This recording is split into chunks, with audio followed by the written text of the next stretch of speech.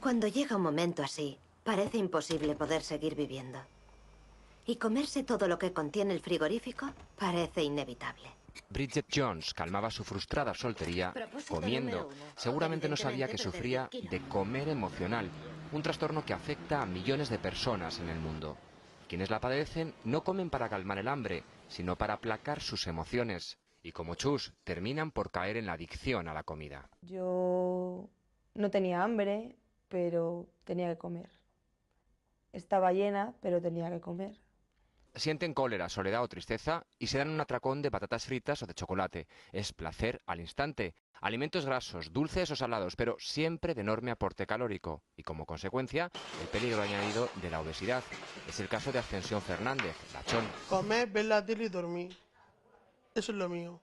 A su prima María, de 202 kilos, no le importa reconocer que, dada su obesidad, ya se ha echado a perder. Hombre, creo yo que si tuviera novio a lo mejor algo. Pero al no tener nada, pues como no me preocupo. Claro, pues no. Pero o sea, que tengan novio y no tengan lo mismo. Porque hay que personas que se va a fijar en una obesa habiendo cuerpos tan hermosos. El comer por emociones y no por hambre es un trastorno de la conducta que puede afectar a todo tipo de personas. Isabel Sartorius lo reconocía abiertamente y lo hacía así por primera vez en espejo público. Yo efectivamente he sufrido de lo que es comer emocional, que le llaman, ¿no? Que es cuando te quitas la ansiedad, el estrés, la frustración a través de la comida, ¿no? Y entonces empieza esa lucha, ese yo-yo de arriba para abajo, ¿no? Y eso tiene una fácil solución cuando se conoce el problema y cómo atajarlo, ¿no? Y el lunes que viene empezararemos con el experto. Cuéntanos quién es ese experto, porque tú le conoces bien, te has estado con él. Bueno, yo le conozco, él es argentino, se llama Máximo Ravena, y en Argentina es el gurú, ¿no?, de este problema entre la comida y las emociones, ¿no?, que hay que desvincular. Y ahí viene la semana que viene a España, entonces, bueno, a través de producción le localizamos y estará con nosotros el próximo lunes. Adelántanos, ¿cómo se hace eso? ¿Cómo se desvincula la comida? Es verdad que muchas veces nosotros la comida depositamos nuestras frustraciones, nuestra ansiedad, nuestros nervios. ¿Quién no ha comido, no, cuando está nervioso? Te dicen lo que tienes que aprender es a transitar y a afrontar los problemas, no atajarlos a través de la comida. O sea, realmente si tienes ansiedad o si tienes frustración, ser consciente de ella y caminar a través del problema de otra manera, no comiéndote pues 200 pasteles, chocolate, no castigar a tu cuerpo, porque al final el cuerpo es lo más importante, es la máquina, ¿no? Entonces hay que cuidarlo, hay que mimarlo. Y al mismo tiempo también las emociones, no mezclar las emociones con la comida, es que son dos cosas que no tienen absolutamente nada que ver. Él lo explicará muchísimo más, porque tampoco es tan fácil. Si tienes ansiedad, realmente el chocolate te la va a quitar, porque te va a dar un subidón de endorfinas enorme, y ese placer inmediato te va a quitar la ansiedad, pero luego te va a volver. Entonces, bueno, a través del experto ya explicará él qué recursos, qué herramientas se pueden utilizar para dar ese paso, y romper con ese vínculo tan vicioso. Afortunadamente, y con la ayuda de terapia, Isabel Sartorius ha aprendido a controlar esta adicción. Asegura que es mucho más feliz desde que, como Bridget Jones, optó por no autocastigarse. Tengo dos opciones. O me rindo, acepto el estado permanente de soltería y acabo devorada por pastores alemanes.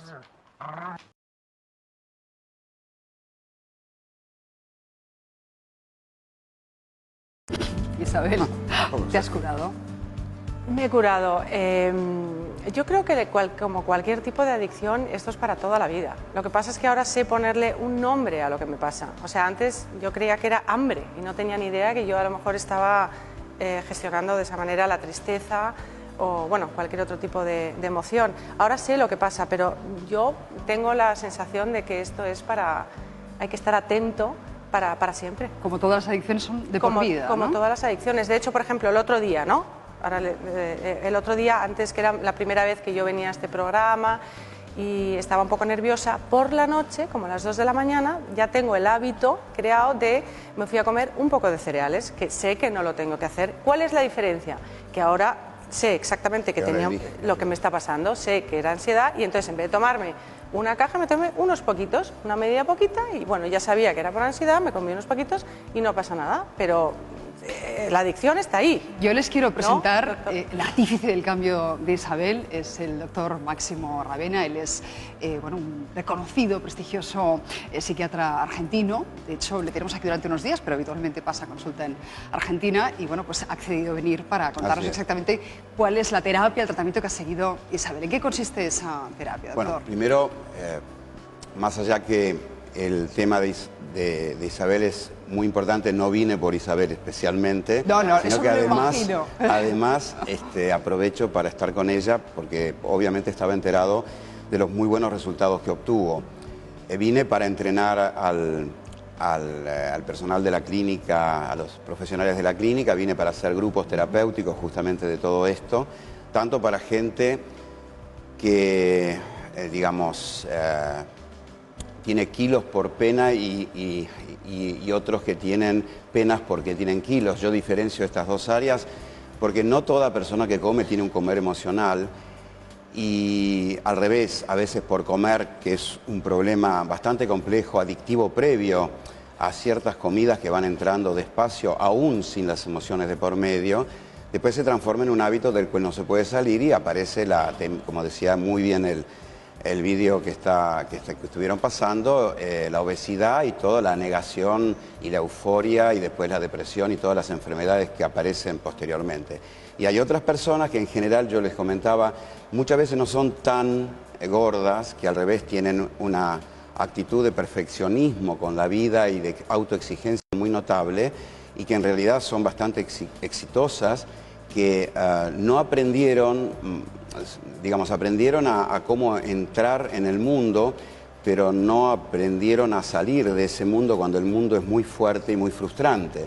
Por lo tanto, manotean, como decimos nosotros, en forma instantánea, impulsiva, como todos somos un poco impulsivos, manotean algo en lo que van cayendo y se transforma en un elemento unilateral. En lugar de tener un abanico de recursos, en lugar de tener reflexiones hacia distintas áreas, o en todo caso, impulsos un poquitito más variados, empiezan a caer siempre en lo mismo, ayudados por su característica interna y por el poder excitante o sedante bioquímico que tienen ciertos alimentos, que eso es muy importante entenderlo. Claro, porque no son todos los alimentos, ¿no, Isabel? No son todos los alimentos. Tú te lanzas sobre todo hacia los que tienen carbohidratos. Carbohidratos refinados, no digamos carbohidratos porque sería demonizar a los vegetales, las hortalizas, las frutas, que tienen totalmente otra acción, a pesar que están hechos con lo mismo. En general son comidas procesadas, comidas muy ricas en carbohidratos refinados,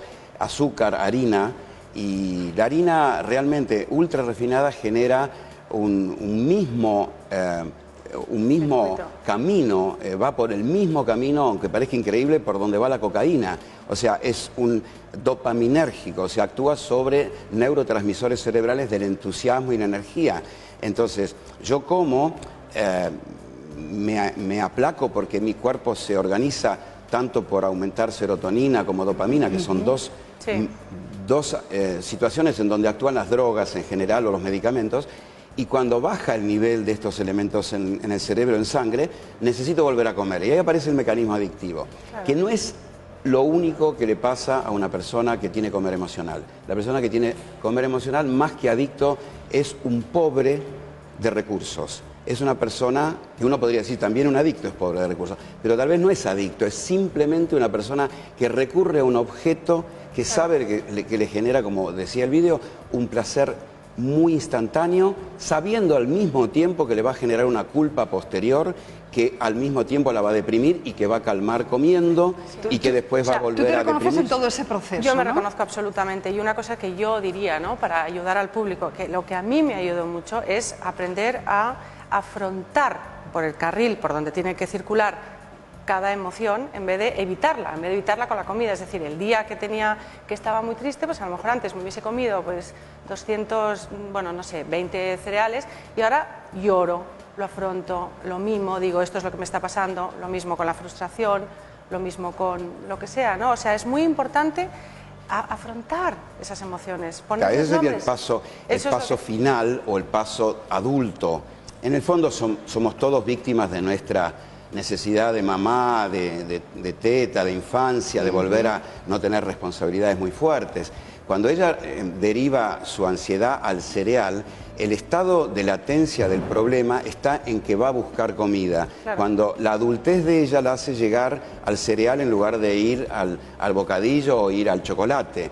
Pero uno tiene que trabajar, primero, bueno, frenamos el impulso y fuimos a otro lado. Y después tenemos que frenar el tipo de pensamiento. Había una persona que hacía grupos conmigo que decía siempre, en lugar de antes de actuar, pensá, que sería la lógica, decía antes de pensar, pensá. Pensá que estás empezando a maquinar con el pensamiento que te va a llevar a un mecanismo determinado que no te va a hacer bien. Entonces pensá si el pensamiento es verdadero, porque uno a veces aprende a pensar mal y cree que lo que piensa es verdad.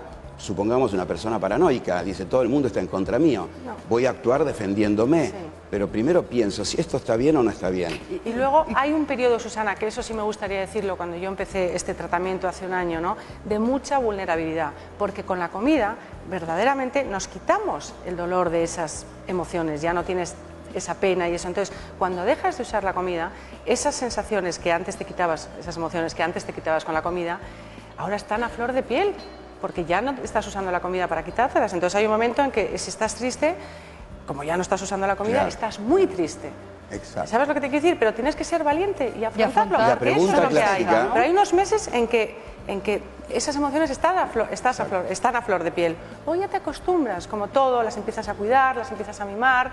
Y es ponértelas de amigas. ¿Cuántos kilos te has quitado? No, yo me quité como 12. Pero ya te digo, esto es un tratamiento de por vida. A largo plazo. Sí, sí, sí. Y la pregunta clásica en esto que ella cuenta es, doctora, ¿cómo salgo de esta sensación desagradable? Es la pregunta que le iba a hacer. Entonces ahí viene, pero ahí está el error. Porque yo no tengo que salir de la sensación, si la tengo es por algo. En realidad tengo que entrar, hacerme cargo, responsable de lo que siento, tratar de ver si lo puedo ordenar, posponer la solución inmediata que es el mundo de hoy, un mundo que está muy desestructurado, un mundo que es muy inmediatista, con mucho vacío interior. Entonces yo no puedo tener nada que me moleste porque tengo cosas que hacer.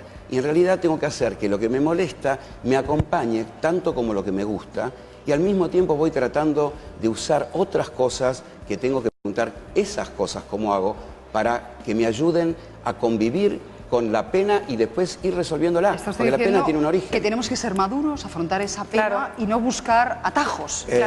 Yo no diría rápidas. Tenemos que ser, porque el tenemos que ser es nuevamente una exigencia. Vale. Digamos que habría que tender a pensar que a uno le conviene ser una persona que se haga cargo de las cosas buenas y las malas. En general el mundo de hoy quiere todo bueno y cuando tiene algo malo, una nube que tapa el sol hace que el día esté nublado, porque no hay sol y yo quería el sol. Pero mirá el cielo azul, no me importa, yo quería sol. Ya se va a correr la nube, no tengo tiempo porque tengo que hacer otra cosa. Yo quería gozar de ese sol. Y ahí viene la frustración. Y me voy a comer. Y uno dice, ¿qué tiene que ver el chocolate con el sol? Se derrite además, ¿no? No tiene nada que ver. ¿Y cómo sabes que eres adicta? Lo digo porque todos nos hemos pegado a atracones. Es decir, ¿dónde está esa delgada línea roja, Isabel? Eso lo tienes que explicar el doctor Ravena. Es verdad, cómo se sabe quién tiene la adicción y quién no. Ya, adicción es el camino de vuelta, nunca el camino de ida de un consumidor de sustancias, sea alcohol, sea droga, sea tabaco, va a darse cuenta de algo que es fenomenal, que es cuando ya no quiero, mi cuerpo quiere. Cuando yo ya quiero parar de comer chocolate, de fumar o de tomar, ya siento resistencia en contra de mi deseo profundo. Entonces estoy atrapado sin salida, aparentemente, en algo que ya dejó de ser agradable. Ahí ya soy adicto o dependiente, llámalo dependiente para no ponerle un término que puede impactar. Hay una dependencia a algo que me genera un efecto muy instantáneo de bienestar y un efecto muy instantáneo también de mucho malestar, porque yo ya no te quiero, igual te necesito. Yo siempre digo que la palabra típica para detectar una adicción es necesito comer, necesito una copa, necesito un cigarrillo. Ya estás no queriendo, estás necesitando como si fuera vital. No es verdad que necesitas. ¿Cuándo te diste cuenta tú de que yo me di cuenta en el 2002, cuando murió mi padre, porque yo hasta esa fecha, pues a lo mejor yo creo que había engordado 2, que había engordado 3, comería emocionalmente, pero yo no era consciente. Muere mi padre en el 2002 y ahí es cuando yo engordo 20 kilos, porque nunca me había pasado eso, dejé de comer absolutamente comida normal, solamente comí durante 2 meses helado, café, Häagen-Dazs, que debe ser, y en 2 meses puse 20 kilos. Que debe tener ese helado que hasta... y yo además no entendía, le decía a mis amigas, pero ¿por qué? Si yo además no soy de dulce, porque yo soy de salado, encima si tengo que pecar, pego con una bolsa de Doritos, no voy al dulce. Y yo decía, y mis amigas me decían, estarás calmando tu tristeza, pero yo no entendía eso, ¿no? Y fui hasta el año pasado cuando descubrí el método Ravena, del doctor Ravena, que comprendí que había sido una manera de quitarme la tristeza, o de no quitármela, porque la tristeza, efectivamente, que es de lo que hablamos aquí, no te la quitas. Exactamente. Simplemente, pues... Pero hay algo que tiene ella que intuye que comiendo helado, no importa de qué gusto, pero que tenga cierta cantidad de sustancia muy concentrada, lo que tiene esa sustancia, que es básicamente o triptofano o serotonina, que son elementos que están dentro, que están dados por el azúcar, llega al cerebro y le produce un bienestar. Después se elegirá de almendras o de dulce de leche o de chocolate, pero la realidad es que lo importante es que ese nivel de azúcar al que ella llega le produce esta respiración de alivio, que al principio no hace nada, porque puede parar de comer, no está gorda, pero cuando se acumula con el tiempo empieza a ser un problema más, además del que tenía emocional. Sí, y lo que también, y sí que es verdad que al final, sí, cuando descubres este método y empiezas a liberarte un poco, ¿no?, de esa adicción y esa obsesión con la comida, ¿no?, pues te sientes muy libre, porque al final la comida te come, no es que la comas tú, sino que te va comiendo, ¿no? Y sí que lo recomiendo eso, porque vuelves a la alegría, vuelves al estar bien, vuelves a darle a tu cuerpo pues lo que se merece, ¿no?, que es ese cuidado, ese mimo, y empiezas a tener un poquito más de control en tu vida, y entonces vuelves también a la serenidad, porque la comida lo que te hace es químicamente en la cabeza para arriba, para abajo, ¿no? Es como una droga, ¿no? Como una droga, Eso entonces es. vuelves yo por eso... quiero que la gente entienda que es una manera de vivir mucho más alegre, mucho más serena, mucho más sana, y que de verdad tiene resultados, ¿eh? Tú has estado en terapia de grupo, Sí. de hecho, fueron 3 meses muy intensos. Sí. Yo no sé si todo el mundo puede, en fin, tener esa oportunidad como la tuvo Isabel. ¿Se puede dar algún consejo a señores? Claro que Porque se estamos puede hablando dar. de mujeres, pero posiblemente los hombres pueden caer en lo mismo, Se sin puede- necesidad de pasar por esa terapia. O sea, ¿se puede curar una neumonía sin antibiótico? Vale. No, una bronquitis sí. Entonces, primero detectar si es neumonía o bronquitis. Si hay neumonía, hay infección. Si es bronquitis, con un poco de reposo, yo me arreglo, o con una aspirina o con lo que fuera. Si es neumonía, tengo que pensar dónde está el antibiótico y cuál es el antibiótico. Y para nosotros no hay una sola manera. Hay otra manera, que es agregando a la dependencia otra dependencia, que es, por ejemplo, dar medicamentos antiimpulsividad, o antidepresivos, o antifóbicos. Yo ya estoy incluyendo en una persona que tiene necesidades permanentes de algo de afuera, otro elemento más de afuera, a la cual probablemente la haga nuevamente dependiente dentro de un tiempo. La calmo hoy, igual que el chocolate, y después va a tener ganas de sacarse la pastilla. Entonces, yo digo, bueno, el trabajo que se hace como, yo no diría terapia de grupo, es encuentro grupal con espejos a los que les pasa lo mismo, que generan un alivio, porque tal vez veo gente en un paso más adelantado que ya lo solucionó. Por lo tanto, no me quedo solo, que es el gran problema de todas las neurosis y de todos los conflictos. Después, entender que en lo que se genera en soledad es muy probable que tenga mucha necesidad de salvarse o sanarse con gente, y que vayamos al centro. ¿Por qué hay tanta adicción hoy si hace miles de años había tabaco, había alcohol, había chocolate y no había adictos, y había drogas, y no, había LSD y no había adicto mescalina? Porque hoy el hombre, con su forma de vivir, hizo de estas sustancias potencialmente adictivas, definitivamente adictivas, y ya no hay medida.